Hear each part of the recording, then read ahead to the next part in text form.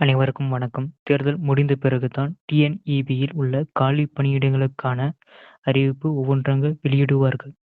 தமிழகத்தில் மொத்தம் உள்ள 12,838 பதவிகளுக்கு நகர்ப்புற உள்ளாட்சி தேர்தல் நடத்தப்பட உள்ளது. நகர்ப்புற உள்ளாட்சி தேர்தல் அடுத்த மாதம் பிப்ரவரி 19 நடைபெறும். இதற்கான வாக்கு எண்ணிக்கை பிப்ரவரி 22 நடைபெறும்.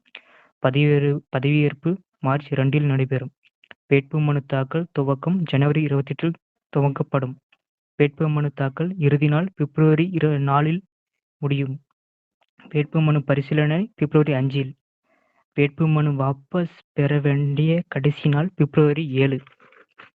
649 நகர்ப்புற உள்ளாட்சி அமைப்புகளுக்கும் 21 மாநகராட்சிகளுக்கும் 138 நகராட்சிகளுக்கும் 490 பேரூராட்சிகளுக்கும் ஒரே கட்டமாக உள்ளாட்சி தேர்தல் நடைபெறும். தேர்தல் பாதுகாப்பு பணியில் 80,000 போலீசார் ஈடுபடுகின்றனர். மின்னணு வாக்குப்பதிவு இயந்திரத்தில் வாக்குப்பதிவு நடைபெறும். காலை 7 மணி முதல் மாலை 6 மணி வரை வாக்குப்பதிவு நடைபெறும். தேர்தல் நடத்தை விதி உடனடியாக அமல். தமிழ்நாட்டில் அரசு சார்பில் புதிய திட்டங்கள் அறிவிக்க முடியாது. ஏற்கனவே அறிவிக்கப்பட்ட திட்டங்களை செயல்படுத்தலாம். வீடு வீடாக பிரச்சாரம் செய்ய 3 பேருக்கு மட்டும் அனுமதி. விதியினை மீறுபவர்கள் மீது சட்டப்படி நடவடிக்கை. கொரோனா உள்ளவர்கள் கூட மாலை 5 மணிக்கு முதல் 6 மணி வரை வாக்களிக்கலாம். தனிநபர் 50,000 வரை மட்டுமே கொண்டு செல்ல அனுமதி.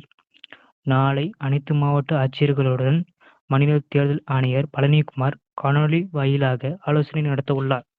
அதில் தேர்தல் நடத்தை விதிகள் அமலாக்கம், கண்காணிப்பை தீவிரப்படுத்துவது, செலவினங்களை கண்காணிப்பது, பறக்கும் படை அமைத்தல், கூடுதல் பாதுகாப்பு போன்றவை தொடர்பாக ஆலோசனை என தகவல்.